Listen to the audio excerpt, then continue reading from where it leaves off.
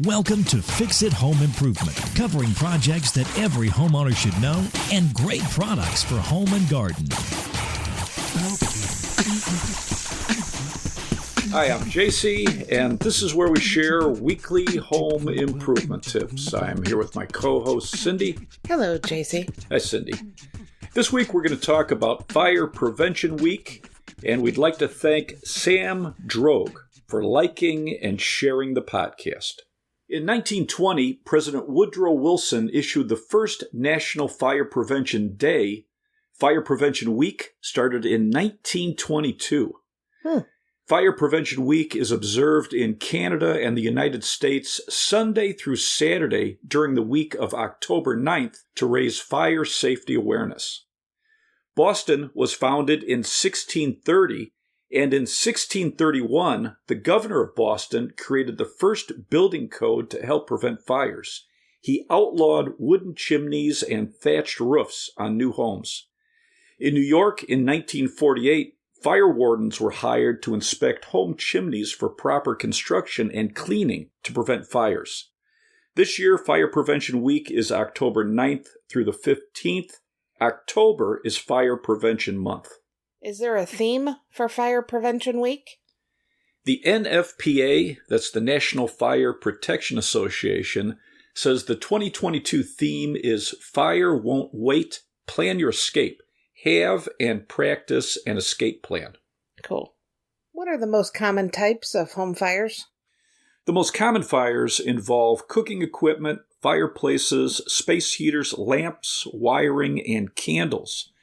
The NFPA says there were around 338,000 home fires in 2021. That seems like a lot. Yeah, amazing. And the average for the last few years has been around 350,000 fires a year, with around 2,500 deaths a year. And believe it or not, pets or wild animals have a part in starting around 750 home fires a year. Animals knock over cooking equipment, space heaters, or candles, or they're moving flammable items into a space heater or a candle. Also, pets chewing on electrical cords have caused fires. Cooking fires are about 50% of all home fires. Grease igniting and catching cabinets on fire is a common result of a grease or oil fire, and most fires are from unattended cooking and involve the kitchen stove. How can you prevent a cooking fire? Experts recommend don't cook if you're overtired or drinking alcohol. Watch the stove when you're frying, boiling, grilling, or broiling food. If you're simmering, baking, or roasting food, set a timer to remind you the stove is on. Keep anything flammable away from the stove, like oven mitts. Make sure wood utensils and food packaging is away from the stove. Yeah. How can you put out a cooking fire? If you have a stovetop fire in a pan, turn off the burner and cover the pan with a lid, so you should always have a lid handy. Right. If you have an oven fire, turn off the oven and keep the oven door closed. If items around your stove are on fire, use a fire extinguisher before it gets out of control. A Class B fire extinguisher works on flammable liquids like grease and oil. An ABC fire extinguisher is going to be the most versatile. A means it'll put out trash, wood, and paper. B is for flammable liquids, and C is for electrical equipment. Some top-rated fire extinguishers are from Kidde. It's Kidde. First Alert. It's FIRST, capital ALERT. And Amerex, AMEREX. What about heating fires? Heating fires are the second leading cause of home fires. You want to keep anything flammable at least 3 feet away from a furnace, fireplace, a wood stove, or a space heater, and keep kids and pets 3 feet away from heating equipment so they don't accidentally knock over or put flammable items near the equipment.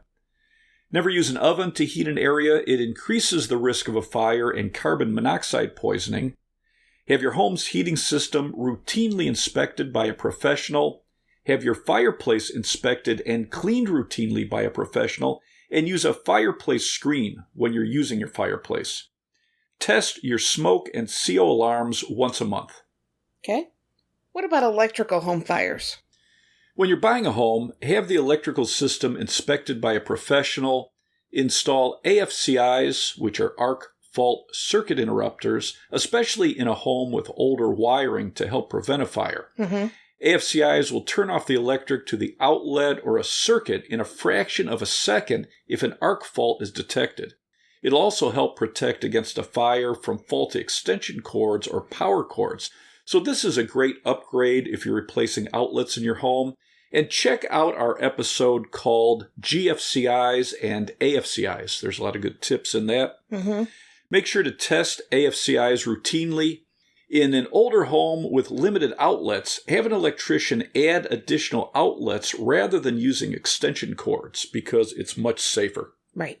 My parents had extension cords that were at least 25 years old that they were still using. Sure. It's really a miracle that house didn't burn down. Well, the Consumer Product Safety Commission says you should throw away any old, non-polarized extension cords or any extension cords that show wear or damage. Mm-hmm. And the extension cord should have at least 16-gauge wire. All right. How can you prevent an electrical fire?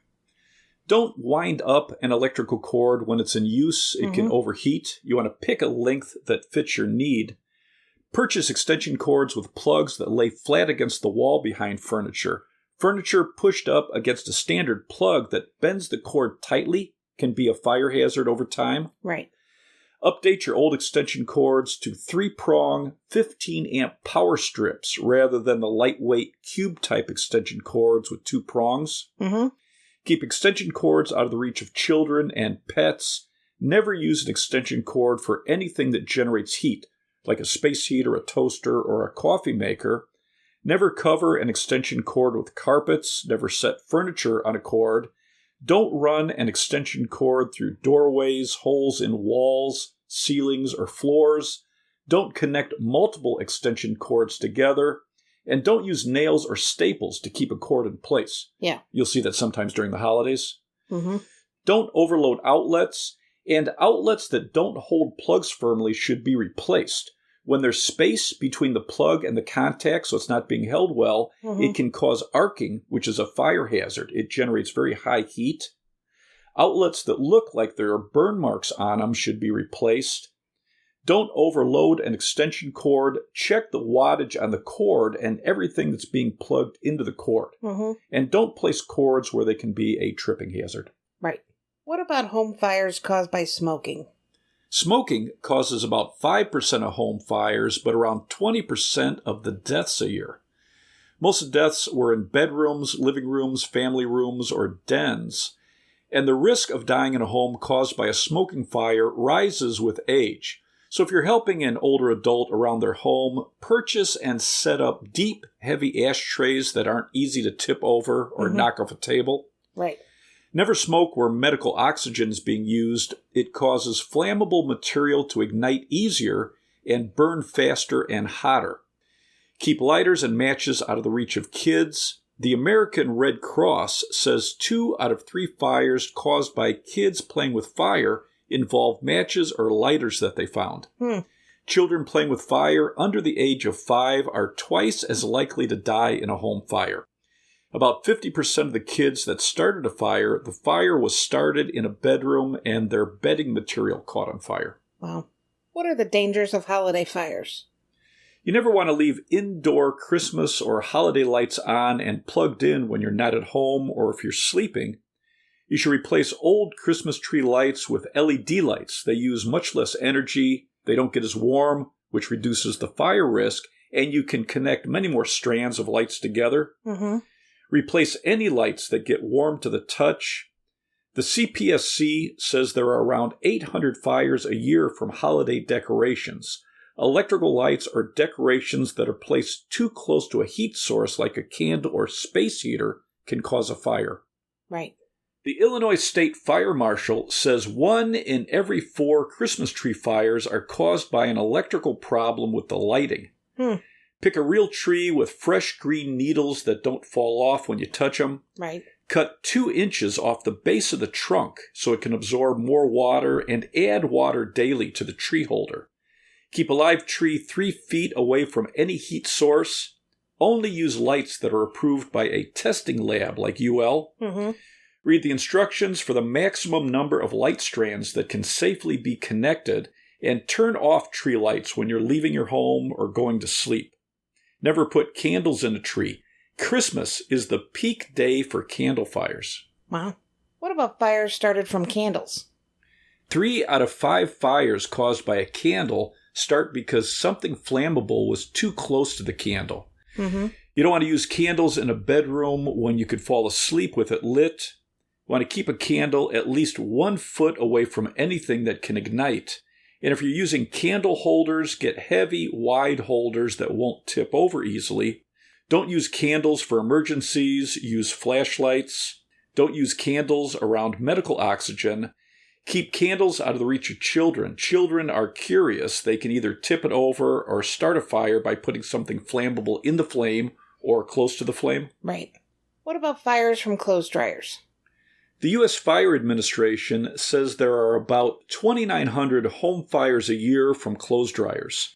Failure to clean the lint from the dryer is the leading cause of dryer fires.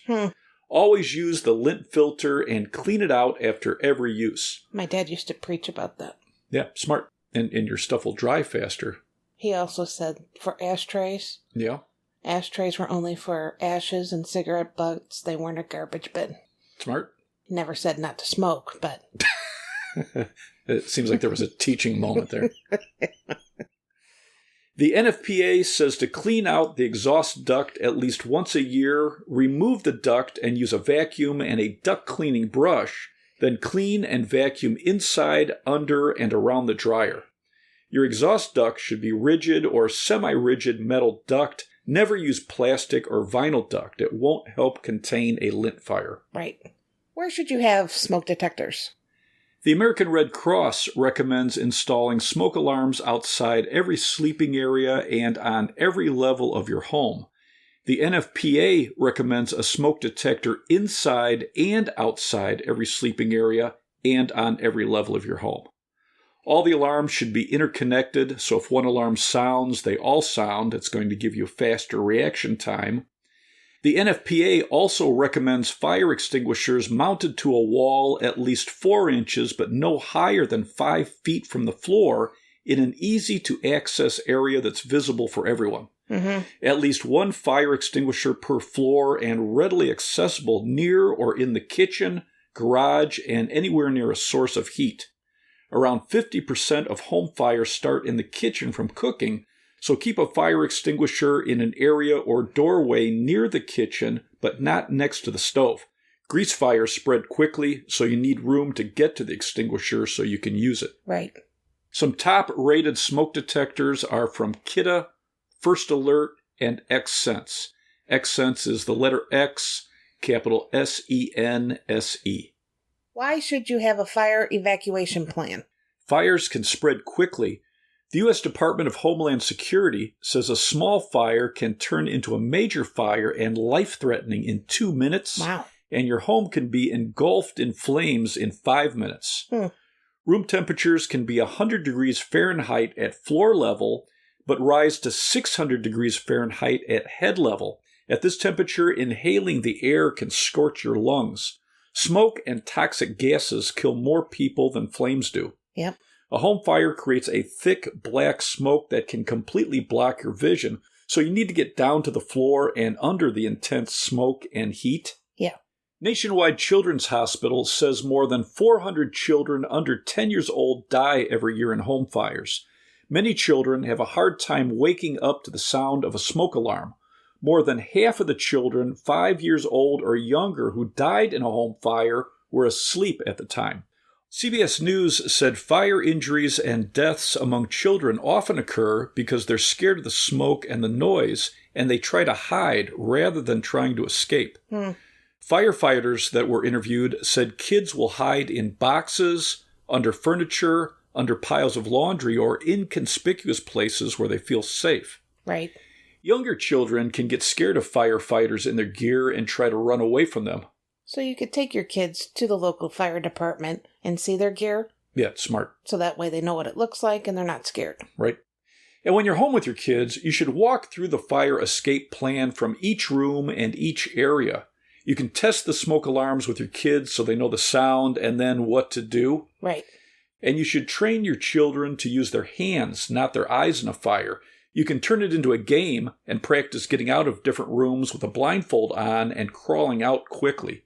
Smart. The American Red Cross has training for kids called Pedro's Fire Challenge, and Pedro is Pedro. It's a game to help kids handle a home fire, and you can find that online. Cool. What are some other tips for planning a fire escape? Don't go back in the building for pets. Let the fire department know there are pets still in the house. Teach your kids how to call 911 and when to call for an emergency. The NFPA recommends practicing a fire drill at least 2 times a year at night. That's when most fatal home fires start. Okay. Practice getting out of your home with your eyes closed to simulate what you'll be doing if your home is filled with smoke. That's smart. Walk through your home and look for 2 ways out of each room or each area if possible. Know where all the doors and windows are in each room and eliminate tripping hazards in hallways and on stairs. Good. Make sure windows can open for escape or rescue. Also make sure windows and doors aren't blocked. If a smoke alarm is sounding and your bedroom door is shut, touch the door and doorknob to see if the fire is by the door. You don't want to open the door if it's hot, if you have another way out. Right. If you have security bars or devices, routinely check that they can be opened quickly, and everyone living in the house is trained on how to open them. Yep. Have a meeting location in case of a fire where everyone in the family will go to make sure everyone's out of the house. Have all family members' phone numbers in everyone's phone in case of a fire. If your clothes catch on fire, you want to stop, drop, and roll, and this is something you should practice with kids. Let them know that you need to stop where you are, drop to the ground, and cover your eyes and mouth with your hands. Roll over and over, back and forth until the flames are out. But stress that you're only doing this if your clothes are on fire. Yep. You want to emphasize if there are flames and smoke, you need to get low and get out of the house as soon as possible or go out a window. Make sure your address is visible from the street for the fire department. If your home has 2 levels, escape ladders give additional escape routes. Review the ladder instructions with your family. For multiple use ladders, you can practice from first floor windows. Some ladders are only one-time use, so make sure you read the description and all the steps for the ladder use. Good. Sleeping with your bedroom doors closed can slow a fire down from spreading into the bedrooms. A closed door will keep the air temperature lower in the room. It can reduce smoke inhalation and improve oxygen levels. Do you have anything else to add? Taking a little time every year to practice an escape plan for a fire can help everyone perform faster and safely in an emergency. Cool. Let's wrap this up. You can subscribe to the podcast on your favorite podcast app. If you enjoyed it, please leave us a review. You can check out our home improvement videos on our YouTube channel, Fix It Home Improvement. And you can subscribe to that as well. You can download our ebooks, Home Improvement Solutions, What Every Homeowner Should Know, books 1 through 16 on Amazon. If you enjoyed it, please leave us a 5-star rating and review. You can email us at fixitpodcast@gmail.com. You can follow Cindy on Twitter @FixitCohost, and you can follow us on Instagram, Fixit Home Improvement. Thank you for listening. Talk to you next week.